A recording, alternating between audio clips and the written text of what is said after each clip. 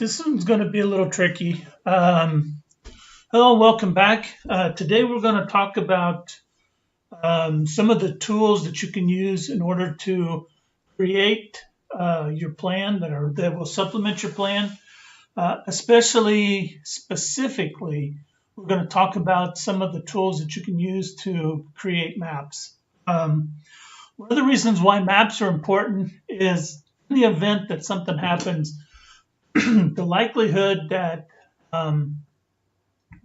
we have connection to internet or whatever, even electricity may or may not happen. So having a paper map or a digital map that you can display on a device that you have ability to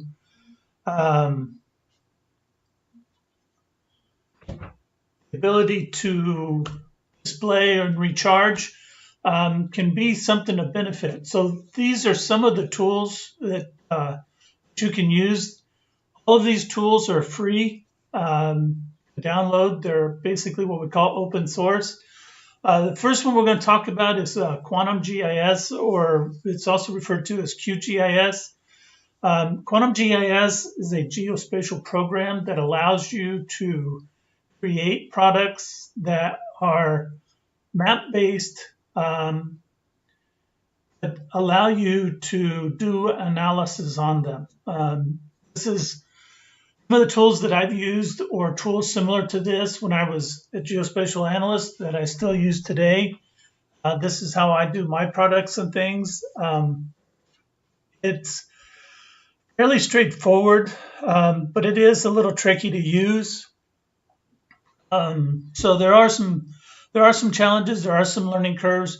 Google Earth Pro is a free downloadable now program that allows you to look at the globe in an imagery-based form.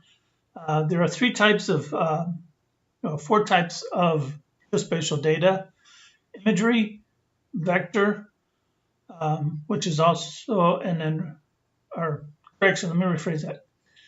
Raster, vector, matrix, and text.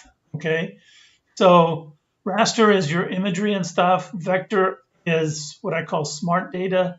It's stuff that you can digitize. This subject is kind of difficult because there's really a lot of stuff that you need to know behind this. I can't do in a 10 or 15 minute video or even an hour or two. Learning GIS is school that we went to was over 6 months. It's, basically there's a 4-year degree in this stuff.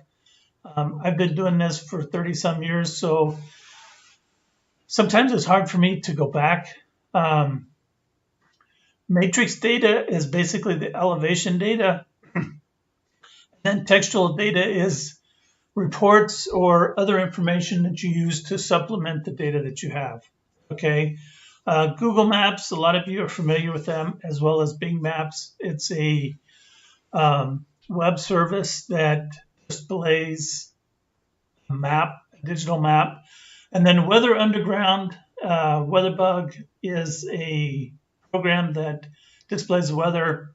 I would imagine probably quite a few of you have used one or the other of these.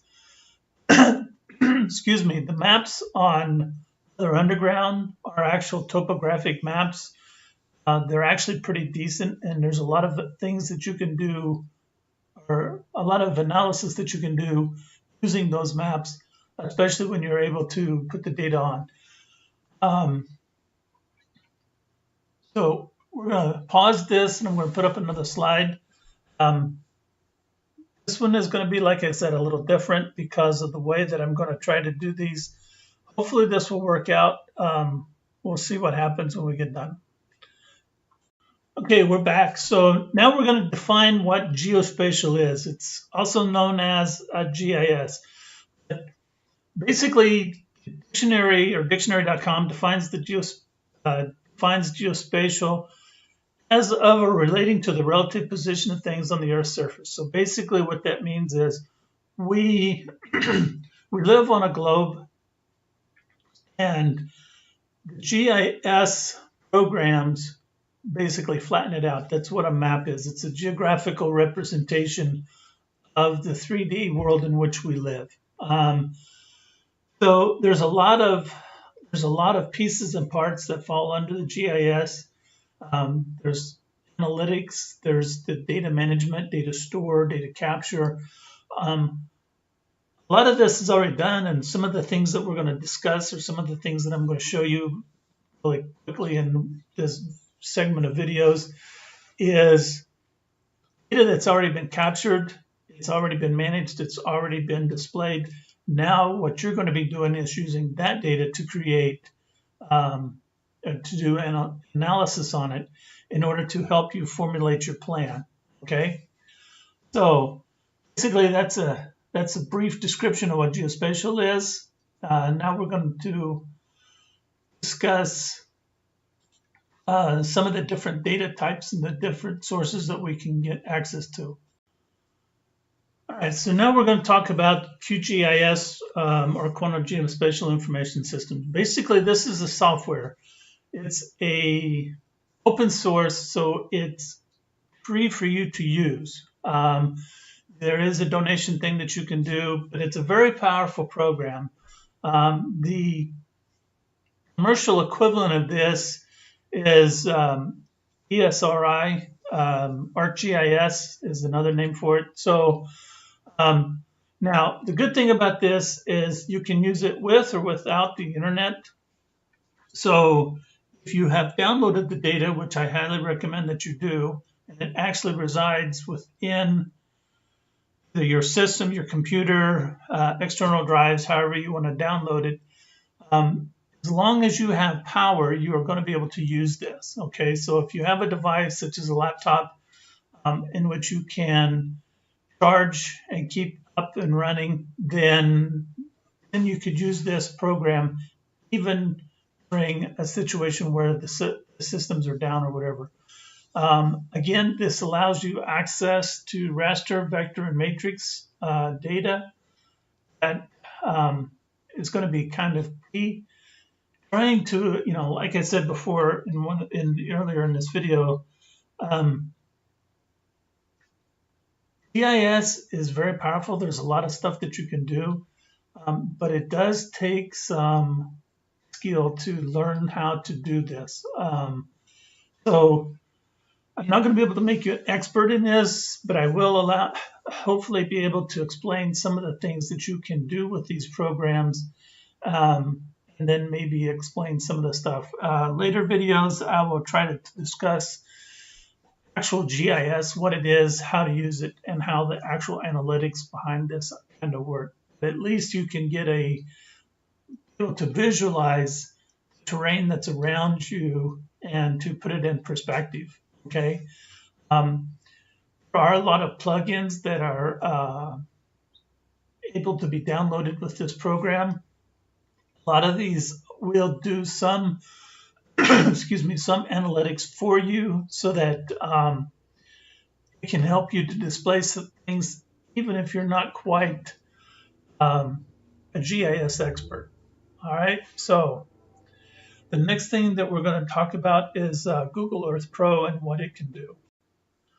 All right, so Google Earth Pro is now a free program. I call it a geospatial program because it does allow you to do things, allows you to measure distances and things that are on there.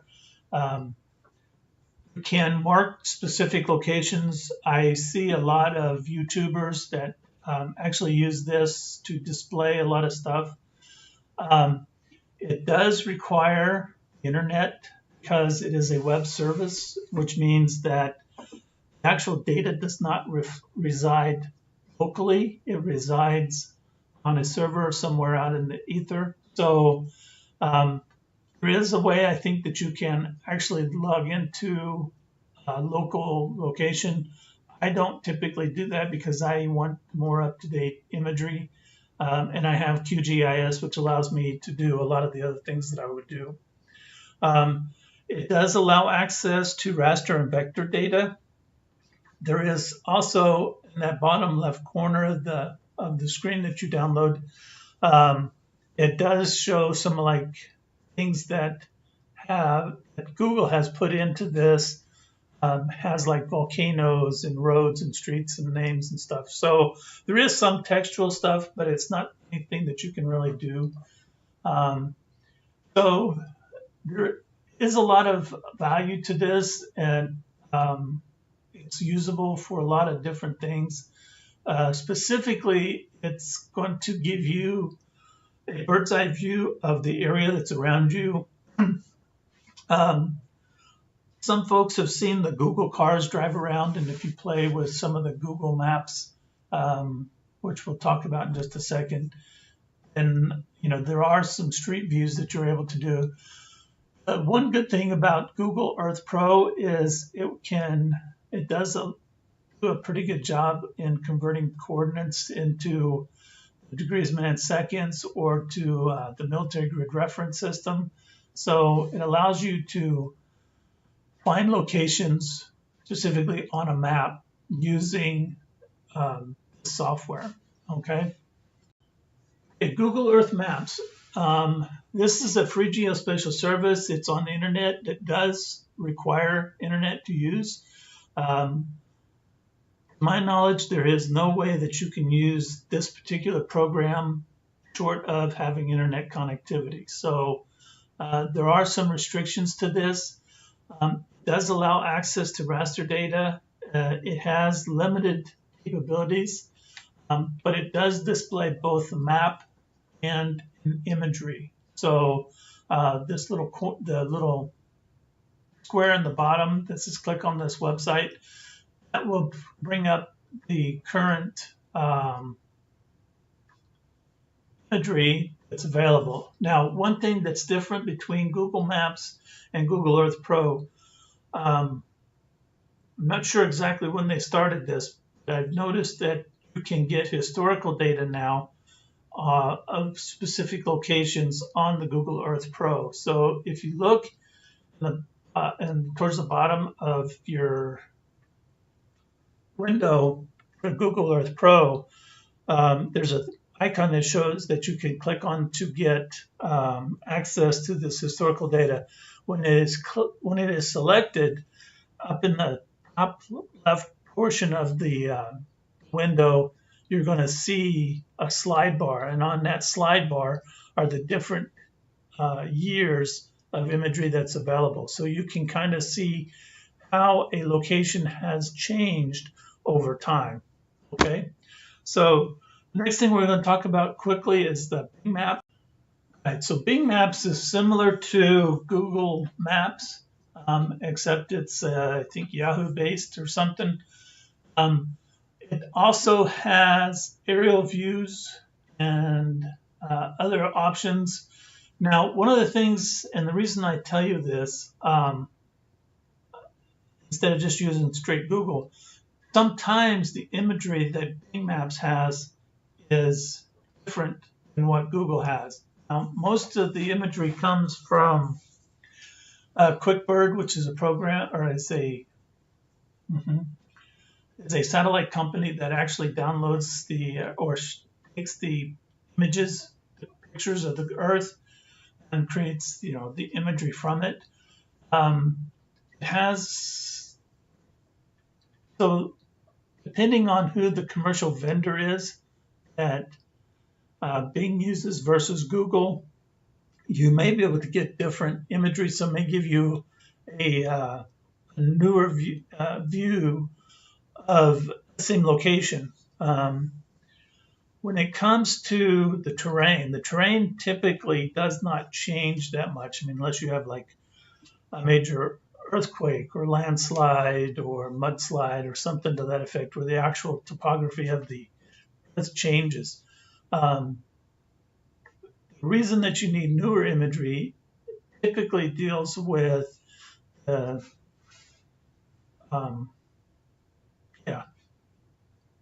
man-made features that are on the terrain, new buildings, new bridges, new roads, new construction, whatever. That's the reason why you're looking for the most newer imagery. As with Google Maps, this also requires internet to use. there's very little analysis or things that you can place on these images. And in order to really do anything with these images, you have to do screen captures, put it into like a PowerPoint presentation, and then make your annotations on there. But you cannot directly annotate on this particular program. Okay. Okay, Weather Underground. Weather Underground is another service that is on there. There's another one called WeatherBug. Both are fairly good. I like Weather Underground, especially for the maps, because the maps are actual USGS topographic maps that actually have the contour lines and all the roads and rivers and stuff on there. So basically what you're doing with this, or what you're able to do with this, is you're able to look at the terrain with the weather on top of it. So you're basically combining several different types of data in one viewer, okay? It does require the internet to use. It does allow access to raster and weather data. But again, as with the other ones, your annotations or annotating something on this particular map is next to impossible. So again, you'll have to do like the screen capture, get into like a PowerPoint or some type of photoshopping program, and then make your annotations on the actual clip that you've pulled out of that. All right, so USGS. USGS is the United States Geological Society, and basically they do a lot of data collection and a lot of data capture.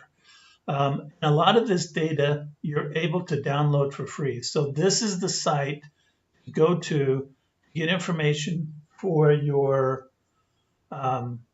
QGIS in order to do analysis. Now, they have like I said, they have the maps. They're basically 1 to 24,000 scale maps.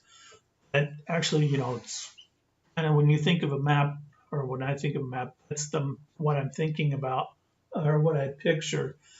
They have the different topologies. It has the contour lines. It has the grid lines. Most of them, I believe, also have the declination diagram, which we talked about previously in another video. That's something that's required in order to do land navigation. Again, as we talked about in there, you just need to make sure that that declination diagram is up to date and current. So, but have access. So USGS has raster data, which is the maps and the imagery. It has the matrix data, which is the elevation data. It's called, SRTM is one of the types that it's called. It's also whatever DIM, they call it DIM, digital elevation models. Are also 10. 10 is the triangulated irregular network, which is also a form of 3D stuff. So basically that gives you that 3D perspective of terrain. Now, if you're in a desert or flat area like Georgia, Florida, and those, there's not a lot of relief, so there's not a lot of elevation. But if you're like in a mountainous regions, like out in Colorado or Montana or Wyoming, then even Missouri and some of the other states, then their elevation is going to play a key. Elevation plays a key when you're talking about potential for flooding. It also plays a role in weather. So, a lot of times in the winter, you'll see weather programs tell you that there'll be snow above 2,000 feet because the air is so much colder. That's where you're going to get a lot more snow than you would if you're at a lower elevation. Okay. So a lot of this data can be downloaded from here. You can also purchase data on here. They also have access to the Tiger data, which is census data. So it's going to give you like the population information that's around that area. That's going to be a vector that you can then bring into QGIS and use it as an analysis tool. Okay, so along with the USGS, there is the USDA, which is the United States Department of Agriculture.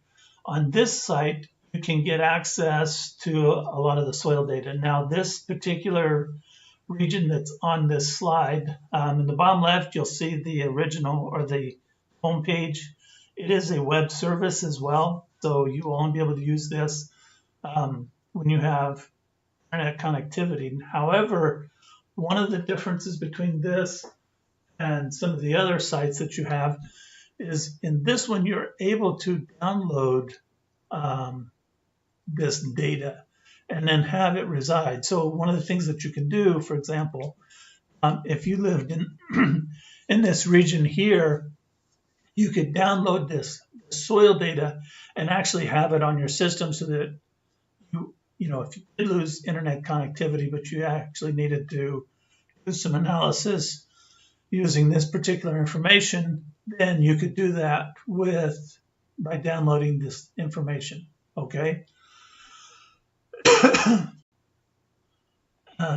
This particular slide, this is the slide, the home page in order to get to the previous slide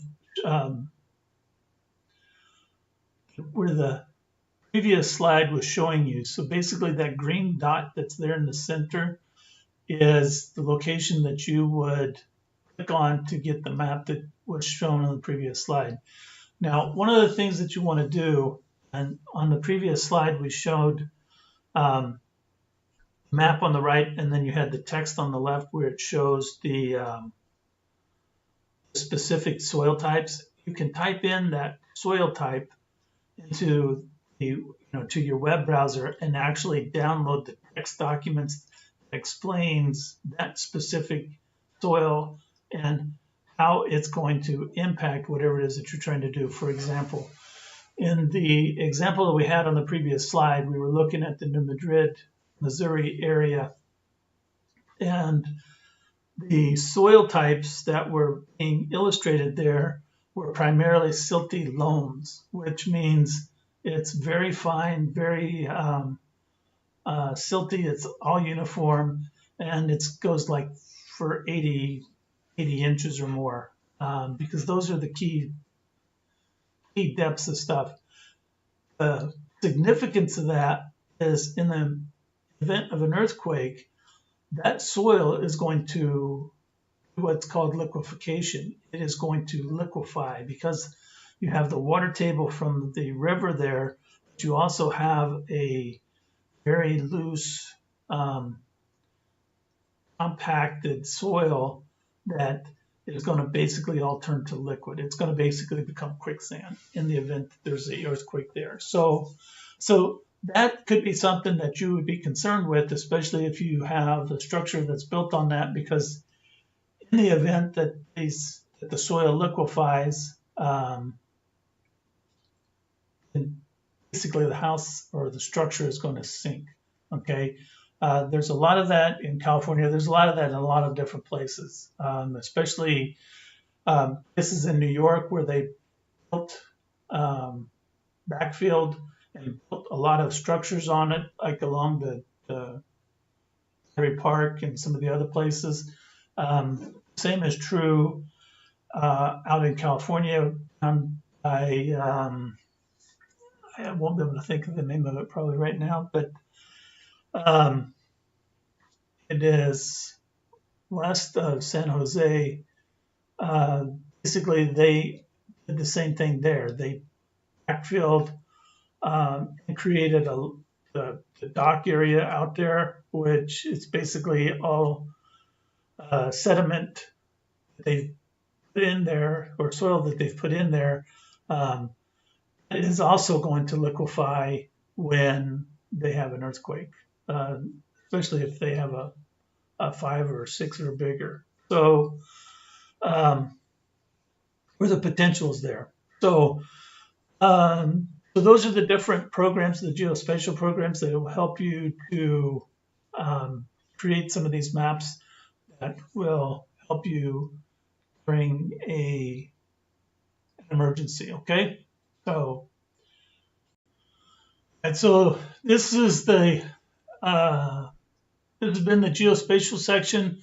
These are the tools that can help you to do what you need to do as part of your planning. Okay, understanding how the terrain lays out is going to be tricky. It's going to be on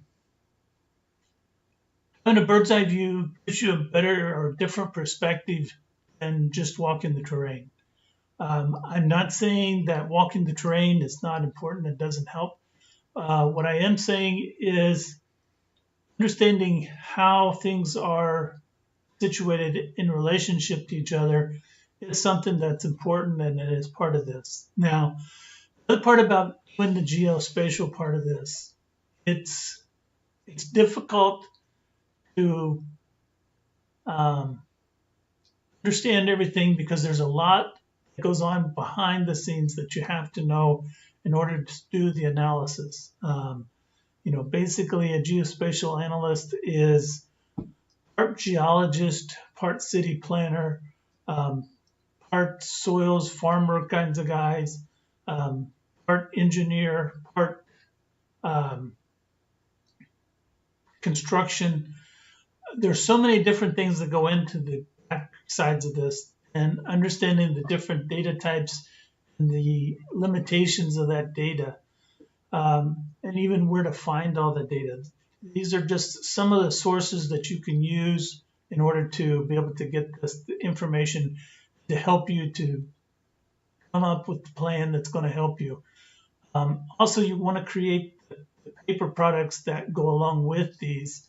One of the things that you can do is once you've created these maps in like QGIS, you can put them as a PDF out of QGIS, take them then to your local print shop, Staples or Office Max or whatever you have near you, actually have these things printed out. I'll give you you can cover these things with clear plastic acetate, which is kind of a challenge. But you can also have them printed on Tyvek, which is a paper type that most survival maps that the special forces and stuff carry with them. Now, if you get them on Tyvek, it's going to be expensive because that's an expensive paper. But the good thing is that paper will probably last for the rest of your life, and maybe even your kids and grandkids. The other thing is that paper can actually be used as like shelters, emergency blankets, and kinds of stuff. So there is some things, but it is an option if you are so inclined to do so. Clear plastic acetate is a little bit less expensive. It is a little more tricky to get the plastic on so that you can protect the map, because you want to protect your map against moisture, water, dirt, etc. Okay, so thanks for stopping by. I appreciate your watching these videos. I hope that they've helped you some. I also, ask that you like and share our videos so that others can find them and hopefully can help them as well. The next set that we're going to do is we're going to actually start to work on the plan itself. We're going to take all the facts and stuff that we've learned, and we're going to bring them together and start molding this plan that we're looking to do. Understanding, what's going on and what can happen, and then what you're going to do and how you're actually going to do it is what this plan is all about. Okay, the geospatial part is just one segment of it.